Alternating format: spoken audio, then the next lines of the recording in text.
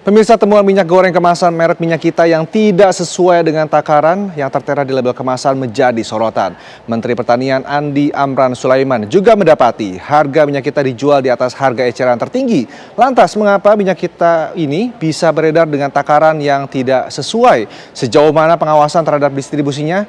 Siapa yang bertanggung jawab atas pengurangan ini? Dan lalu apa sanksinya?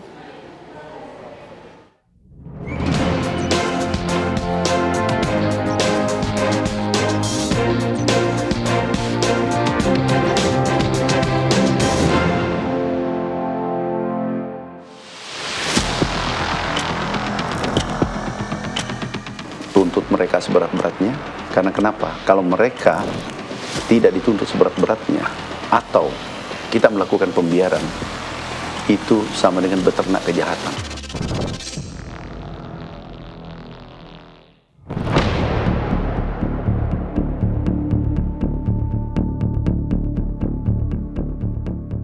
Video minyak kita kemasan 1 liter yang hanya berisi 750 ml yang viral baru-baru ini membuat publik geram.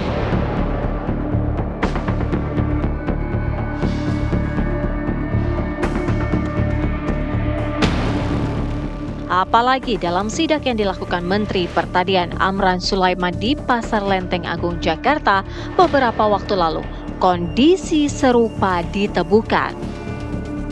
Satgas Pangan Polri kemudian turun tangan dan menyelidiki temuan itu. Ketua Satgas Pangan Polri yang juga Direktur TP Deksus Barreskrim Polri mengumumkan hasil penyelidikan kecurangan minyak kita.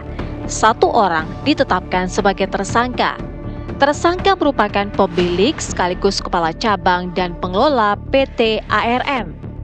Polisi menemukan minyak kita yang dikemas tersangka hanya berisi sekitar 750 hingga 802 ml saja.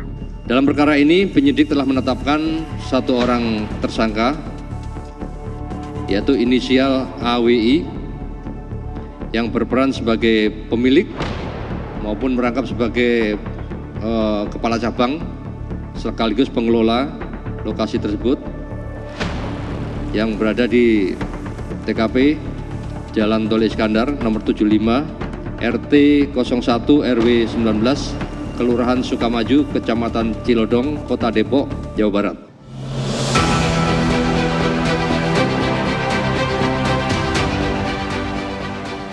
Dirjen Perlindungan Konsumen dan Tertib Niaga Kementerian Perdagangan Boga Simatupang menyatakan bagi masyarakat yang merasa dirugikan atas kasus ini bisa mendapatkan kompensasi atau juga bisa membawanya ke meja hijau. Hak dan kewajiban konsumen itu sudah diatur dalam Undang-Undang Perlindungan Konsumen Undang-Undang 8 tahun 99 sebagaimana saya sebutkan sebelumnya. Jadi konsumen itu berhak meminta atau mengembalikan barang atau meminta dikembalikan uang. Kalau memang dalam pengembalian itu terdapat permasalahan dan tidak ada kesepakatan antara kedua pihak, konsumen itu dikasih pilihan untuk ke peradilan umum. Seperti itu. Terima kasih.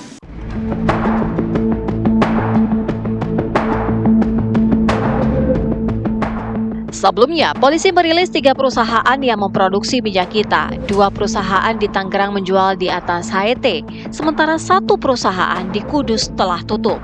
Lantas mengapa minyak goreng ini bisa beredar dengan takaran yang tidak sesuai? Sejauh mana pengawasan terhadap distribusinya? Siapa yang bertanggung jawab atas pengurangan takaran ini? Dan apa sanksinya?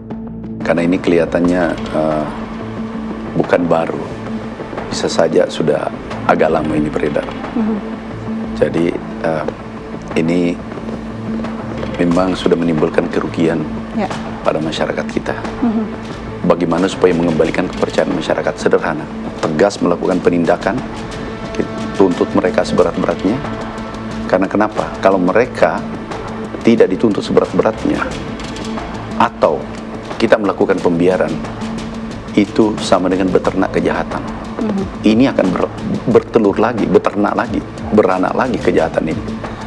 Tapi ini harus dipotong rantai kejahatan yang dibuat. Kenapa? Ini menyakiti rakyat kecil, apalagi dalam bulan suci Ramadan. Ya. Jadi kita harus memotong rantai ini dari sekarang. Dan itu perintah Bapak Presiden. Jangan menzolimi rakyat kecil. Itu perintah beliau. Kita kan produsen terbesar, tidak ada alasan suplainya kurang. Kecuali ada yang bermain-main. Sekali lagi, tidak ada alasan suplai kita kurang. Oke, jadi ini akan ditarik semua, Pak Menteri? Tidak ditarik, tetap kan ada yang tidak semuanya tidak memenuhi standar. Banyak, mungkin 10%, 5%, atau 15%. Kan banyak yang baik, tidak semuanya pengusaha jelek. Pengusaha itu punya peran penting untuk pembangunan ekonomi Indonesia. Itu punya peran penting. Yang menciptakan lapangan kerja kan didominasi oleh pengusaha. Nah, yang tidak sesuai dengan regulasi yang ada, tidak patuh, pertama kami himbau, persuasif. Setelah kami himbau masih terjadi, ya apa boleh buat, diserahkan ke penegak hukum. Meski minyak kita bukanlah minyak goreng subsidi pemerintah, harganya diatur pemerintah sebagai solusi bagi masyarakat mendapatkan minyak goreng dengan harga terjangkau. Jadi sebenarnya nggak ada yang namanya minyak curah, ya. Peraturan dari Kementerian Perdagangan sudah mengatur bahwa namanya itu adalah minyak kita. Ya. Itu nama untuk minyak yang tidak diberikan brand oleh produsen besarnya. Dan ini sebagai suatu kewajiban domestik, jadi domestic market obligation, ya kan? Bagi perusahaan-perusahaan besar itu jangan hanya membuat minyak yang bermerek, tapi dia membuat minyak kita. Itu adalah merek terdaftar Kementerian Perdagangan. Nah, dari situ barulah kemudian diatur siapa yang mengemas. Yang mengemas ini adalah D1, distributor 1. Kemudian yang mengemas ini mendistribusikan lagi ke D2. Kemudian D2 ini ke pengecer, dan pengecer selanjutnya kepada masyarakat. Dan ditentukan harganya 15.700 harga eceran tertinggi. HET-nya ya? HET. Tapi memang melihat jenjang yang 4 jenjang ini, ya kan, dia harus mengemas, beli plastik, dia harus mengirim, ada transport, ya, dia harus mengasih ke pengecer lagi. Harusnya memang efisiensi, sehingga kepada masyarakat sesuai tujuannya ini untuk minyak yang dijual di pasar rakyat. Itu peraturannya demikian. Betul.